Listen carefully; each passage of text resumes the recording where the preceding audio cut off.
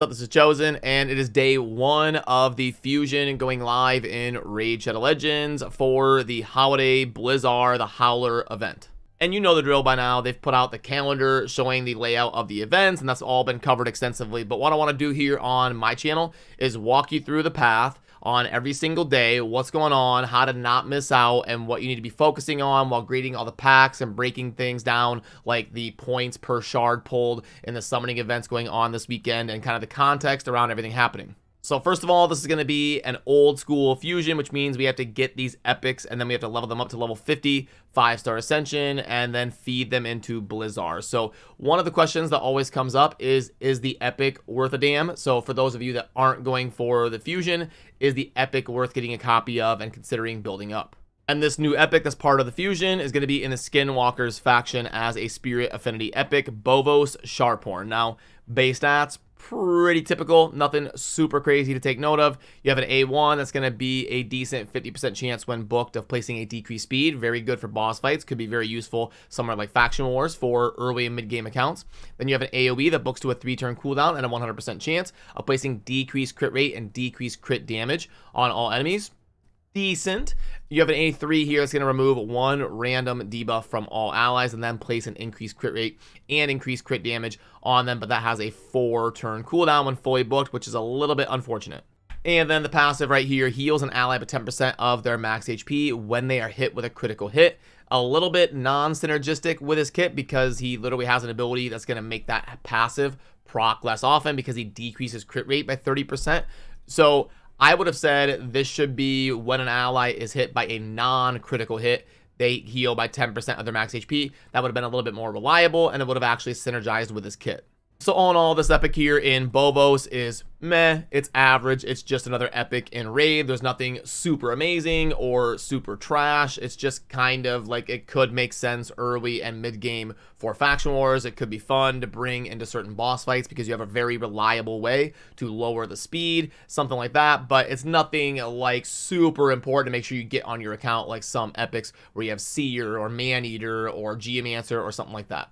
Which means we can move on to talking about the fusion and the tournament stuff and how to keep pace with everything going on today and as we head into the weekend. So just to get you up to speed on the current polling and where it sits in the community here on the channel, we do have 5,000 votes on both polls that are relevant to this topic. So thank you to all of you for giving us a good sample size to work with here. And we can see some pretty crazy trends. So right now we've got 87% of people saying if they had to choose between one, they would rather have Tormund than the fusion for Blizaar. And the reason that's relevant is because we have snow point events going on for Tormund. So sometimes people are feeling like they have to pick one to prioritize, and it looks like the overwhelming winner is Tormund the Cold. Then when people are asked if they're going to be going for the fusion, not a huge surprise, it ends up being 18% yes. That is a lot lower than I thought it was going to be, and it's trending down. If anything, it used to be like 25, 30, somewhere around there. So as we move over the last few days, it's been trending in this direction where it's getting less and less.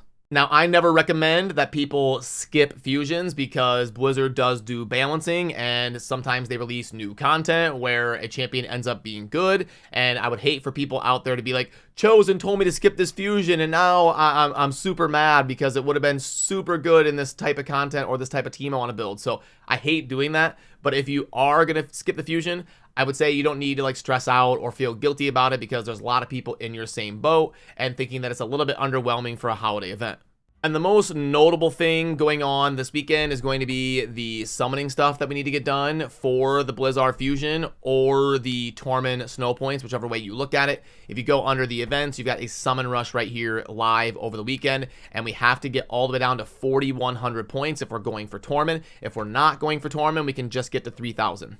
And this is going to coincide with some stuff going on here for Primal Shards. They've got a bunch of different events going on. They've got the 2x boosted rates. If you click on the eye up here, you can see Primal Shards are boosted up to a 32% epic clip and a 2% legendary clip, 0.5% on the mythical.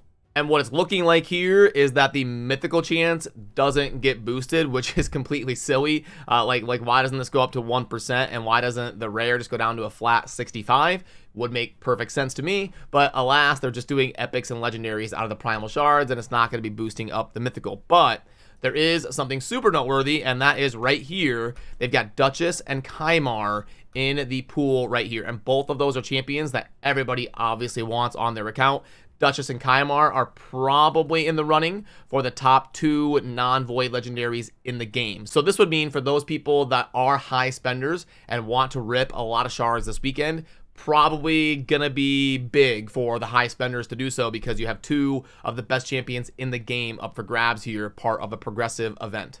And both of them are champions that you would want to have dupes of or empowerments of as well, because they're both viable in PvE and PvP. Me personally, I would probably go with Kymar, because right now I only have 1 Kymar, and I would love to have 2 different builds going, like a PvE Kymar and a PvP Kymar that I can use in like Tag Team Arena and Live Arena and stuff like that. Right now, I have to prioritize my Kymar for PvE builds and strategies to get those speed runs going, and I can't use him in PvP a whole lot, but I am lucky enough to have a couple copies of Duchess, so I would go with the Kymar myself personally if I have to fill these out for this weekend when I'm pulling shards. And as you can see right here, I've got 3 primal shards. I could probably get a 4th. I'm pretty close on the quartz right there, but I'm a little bit hesitant because I'm worried that I think at some point they're gonna do like a big hyped up event, a guaranteed mythical champion for like 20, 25 primals or something, and then they're going to try to drive up the sales of them. Well, I don't know, because like the sacreds, they do what? It's like 15 to 20 guaranteed sacreds, and Plarium views sacreds as what? Like 2 or 3 times the value of primals. So I'm almost worried that Plarium would do like 50 primals for a guarantee, but we're hoping it would be realistic and not like 50, but given Plarium math, it would probably be like 50 primal shards for a guaranteed. So we're probably never going to get to that high of a number, so it may not be worth saving them. I'll probably just keep YOLOing them in situations like this where it's a 2x, especially with a champion that I really need as part of a synergistic event. And where I get that value when I'm talking about what a guaranteed event would be, they've got the shard breakdown right here. I can move my camera a little bit. They've got this. We can see the 1 point for mysteries, 20 for ancients, 120 for voids, primals for 200, and the sacreds for 500. So you can see that the sacreds right here are 2.5x the points. That's why I say if usually the guaranteed champions are 15 or 20, you can expect the 2.5x to be somewhere around like 40 or 50 if they did a guaranteed event for primal shards. And I feel like they used to have the ancients at 10 points, so I'm glad they are finally bumping those up to 20. They should probably be like 25, but anyway, because void shards are not 6 times the cost of ancients, I feel like they don't give enough points there for the ancients. Voids are probably like 2.5 to 3x the monetary value, so that means ancients should probably be like 30, 40 at least points, you would think, but alas, they're down there at 20. And up at the top right, I'm going to pop up this table I was working on to break down this summon rush. Worth noting that primals are 2x here this weekend. Now, what I did was I kind of gave a monetary value to each shard. So you can see like the 5 cents for mythicals, and then all the way down $1 for ancients, $2.5 for voids, $4 for primals, $12 for sacred. And then what I did was the amount of shards you would have to pull to get the 4,100 points over here in this category, and then the monetary value that you're getting kind of in this event if you did all of those shards, and how much like monetary value it would cost you. So what we see is the most efficient in terms of money spent versus points you're getting is going to be the void shards and the primal shards. And most people are probably going to be pulling an amalgamation of a bunch of different shards and kind of going that route, but it's something I wanted to show you here in terms of breaking down the points and the shards and the monetary value required and all that. So for me personally, I usually like to try and stay within striking distance of guaranteed events if they come out. Right now I'm below the threshold on void shards. Usually they're going to cost about 100 to 120, so I don't really want to pull void shards. Ideally, I'll probably have to do some sort of a blend of mysteries and ancients and sacreds. I may YOLO my primals. I don't know yet. I'm going to have to kind of think about that because I'm a little bit worried. I'd like to save up for a guaranteed primal event in case they do one, but it could be a very long time until they do. So I probably won't save until we see that happening. So I'm going to pull my 3 primals, and then I'm going to do a couple sacreds and then ancients and mysteries to fill in for the points. Then some of the other stuff you want to be paying attention to over the weekend: champion training. If you're going for Torment, you need to get to 6,200. If you're just going for the Fusion, you need to get to 5,150. You have a Dragon tournament. I already got my points right here for the Dragon tournament, you can see, but you've got a day and a half left on that. The Tag Arena tournament is not going to be part, thankfully, of Torment or the Fusion, so you don't need to worry about that. And then you'll have a Classic Arena takedown starting tomorrow, so maybe don't spend your Classic refills until that is live and all that good stuff. Summon Rush is going to be, we already talked about that, over the weekend going on. And then you'll have a Dungeon Divers starting here in 12 hours. So if you are going to be going after doing a bunch of Dragon runs, you'll have a small window again where you'll have the Dungeon Divers double dipping with the Dragon tournament. So today, probably focus on champion training, but you will usually get Dungeon Divers points during the champion training coinciding with it. So ideally, you'll probably wait for that window, if you can manage it properly, to do all of your champion training and your Dragon, to also double dip and get points for the Dungeon Divers when that goes live, if you can pull it off, but don't risk it.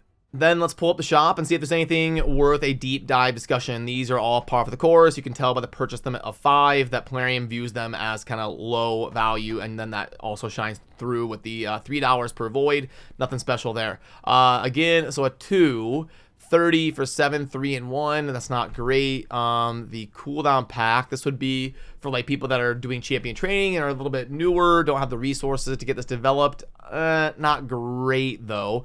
Pack string, 1 for 20. Yeah, those sacreds, that's not going to be great. Mini mix, unfortunate, 1 for 10. The Blizaar fusion pack, so this will be one worth actually plugging in.